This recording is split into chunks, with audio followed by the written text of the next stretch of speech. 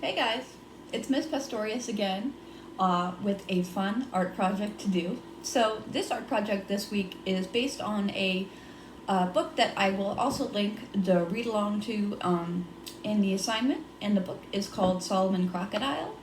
When I saw Solomon Crocodile, I just liked him a lot. I thought he was very cute, and I think the story is nice. Solomon is also very colorful, and he's done in watercolors really nicely by the illustrator of this book. So I was thinking that we could all make our own Solomons. And what you would need for this project is basically just a black marker or a Sharpie and a watercolor set. If you do not have a watercolor set, you can use markers, but this project is definitely going to benefit from a watercolor set if you have one. So, without further ado, I think we should get started.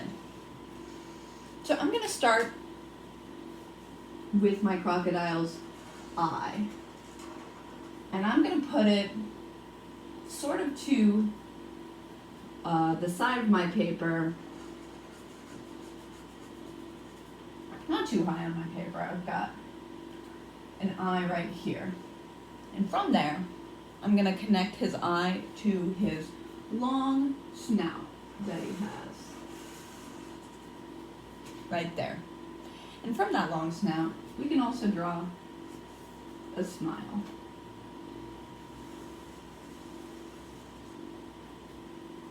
So that's his mouth right now. The next thing that we're going to do is draw his teeth. And Solomon can have kind of scraggly teeth. They don't have to be all the same size. We're making the teeth triangular. Because we're drawing a zigzag line across this line that we made for his smile. So, making triangles with our zigzag, like so. You can make them smaller or bigger, whatever you please. But from there, we're going to draw Solomon's mouth. Solomon's mouth kind of curves down like that. And then he has kind of his neck. Fix up that line a little bit. And behind his eye, Solomon has some littler spikes that are all kind of uneven on his back. And with that, we have our drawing of Solomon. If you want to put a little nose in there, I think that's a good idea. But here we have our Solomon, and he looks pretty good. So, the thing with the Solomon artwork that we have is that Solomon isn't just a sort of muddy gray like you have for a lot of crocodiles. The artist made Solomon, pink and purple and orange, along with having some green colors in him. So I'm actually spreading some water, just to start with, some regular old water over my paper. And my brush will be wet when I start, and that's when I'm going to start applying my watercolor. So I'm going to go with some orange first. I'm going to get my brush nice and wet and go for that orange. I want to catch that. There we go. I'm going to dry, because I don't want that to fall. So I'm trying to absorb some of that color. And we can see that because we already wetted the paper, I tried not to wet the teeth as much because the teeth are going to stay white, but because we wet the paper, the color is kind of cooling right here. So, there we've got a little orange for Solomon, but we're going to add some other colors as well. I do like having green, but I also want to add some purpley color. And this is like a purpley red that I'm going to add in there. Oops. If it drips a little bit, that's okay. Kind of wanted to just like blend together. And these colors actually look pretty nice next to each other. for our Solomon. Now what's next? Maybe we should go with some sort of yellowish color.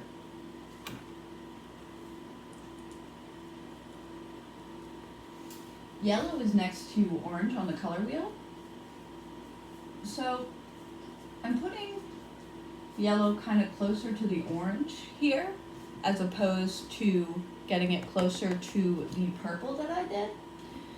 Even though there is a lot of purple, just because purple and yellow are actually opposites on the color wheel. So our purple's pretty dry at this point. It's not even a pure purple, it's more like a reddish purple. But I don't want to get it too mixed in with my yellow because I don't want to get brown. And if I mix purple and yellow together, I know I'm going to get brown. So I'm just trying to be careful of that. So I think for it to really look like a crocodile, I am going to need to add some green, I think. So I'm going to go ahead and add some of that green. And I might even do a little bit of brown. We'll have to see. So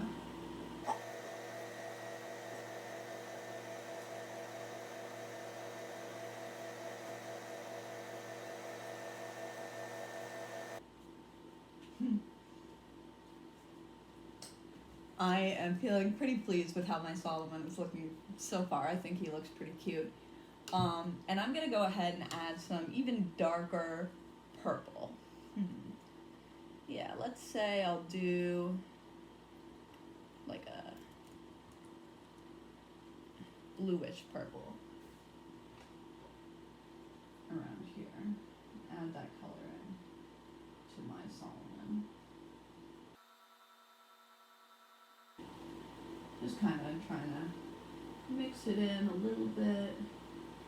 Still trying to keep my teeth, my Solomon teeth, nice and white. That's looking good.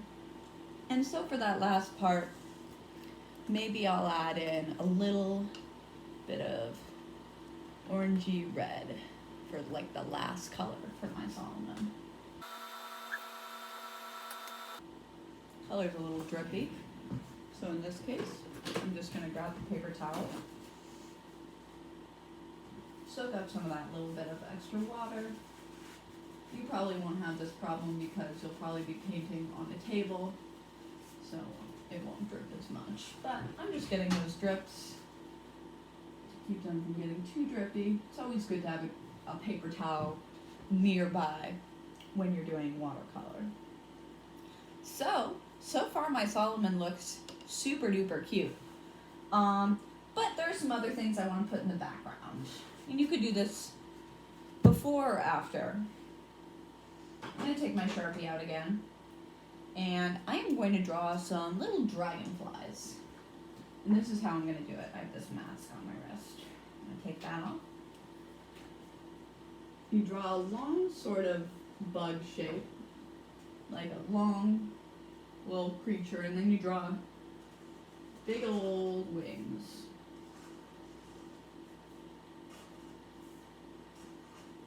Like that.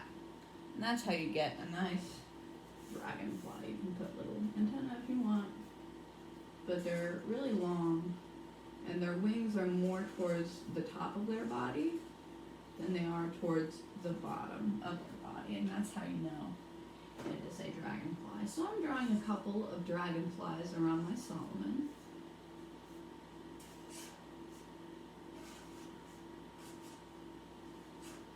And I can make those like pretty much whatever color I want. I'm not too worried about the color of those.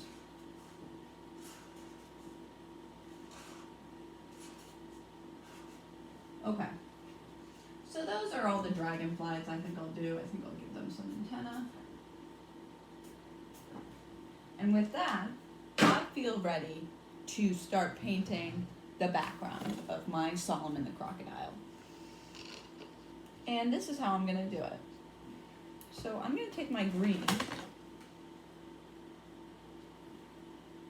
mix it up, and I'm just putting my brush in my green a lot so I get a lot of color on it. And then I'm drawing some lines like this. And I want this to kind of be the grassy area around my Solomon. Like some nice grasses that go above his head a little bit, here and here. I'm trying to avoid my Solomon, of course, but I'm throwing in some grasses above his head. Sort of just to give us a better idea of our landscape that we got here. If you want to mix in a little bit of orange, I would recommend doing that instead of going with the brown. Like if you want to mix a little bit of green with orange, that'll give you a better brown. Well, like, you know, brown like you would see in a swamp area. It's more like, I guess I would call it like a hunter green color. That's what I'm putting in, and that's just by mixing a little bit on my palette. I mixed a little bit of orange and a little bit of green. That's all I did. So I got that. It's still looking good. It's looking good. So I think the next color that I'm gonna go with, I'll probably go with a little yellowy green. So you can do this by mixing yellow and green on your palette, or if you have a yellow-green color, I'm working with a 16 color palette, and I think you guys are all working with the 8 colors.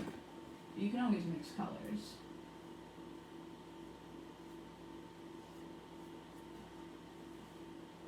So I'm just lightly coloring that in. And it just kind of runs into the seagrass I did. I'm not too worried about that, because if it looks a little murky in the background, I think that's okay. Because, you know, it's a swamp. It's okay if it looks murky. So I'm mixing a little bit of that murkiness that I got before from my orange green mix. I'm going on in there.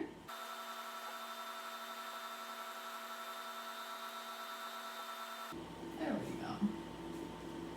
Looking nice. Being very careful here with where I'm putting my brush to make sure I don't go over the lines. I was just sort of mixing colors on my palette. That's what's so great about watercolor.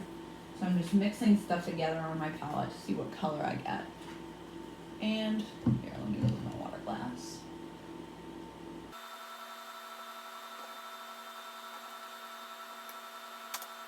Kind of starting to wish I put a little bit more purple in my Solomon, but I guess I could go ahead and add a little bit of purple. I also have a technique that I want to try at the end of this project, because it's kind of a technique that the artist who illustrated this book used when she was, or when the artist was decorating their Solomon. So we can try that. I'll show you. Almost done here. Of course, I also have to color my dragonflies.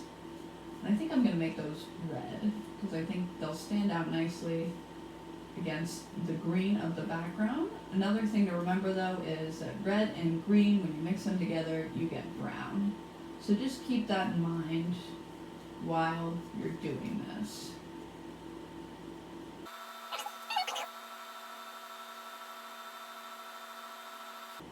Alright, so it is time for me to go ahead and get those nice dragonflies all colored in. And I'm dabbing my brush against the edge here, because I'm going to be painting a pretty small space, and I don't want it to leak into the rest of the paper.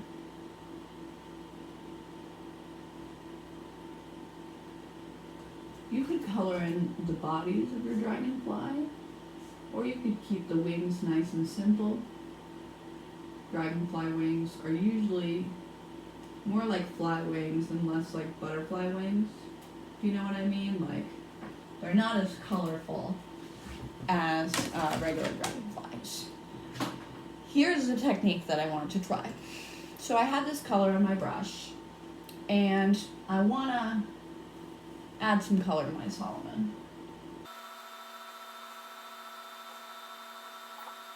So, if you can drip a little color. Maybe I'll add a little color this way and that. Mix that in a bit.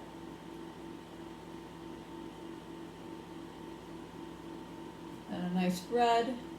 Because like I said before, I want my Solomon to be a bit more colorful.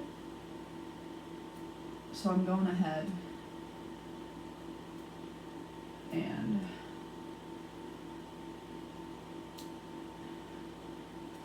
giving him a bit of a spray with some other colors. And of course, oops, this might get his teeth a little bit dirty. I think that's worth the trouble.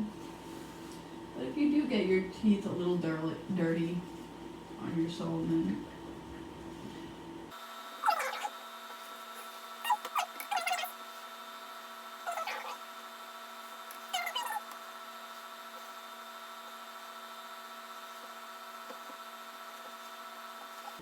okay.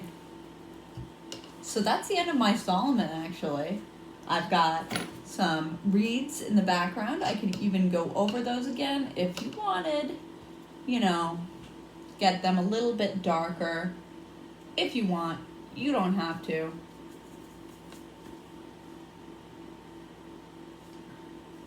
Like, refresh the color. You can do this little spray.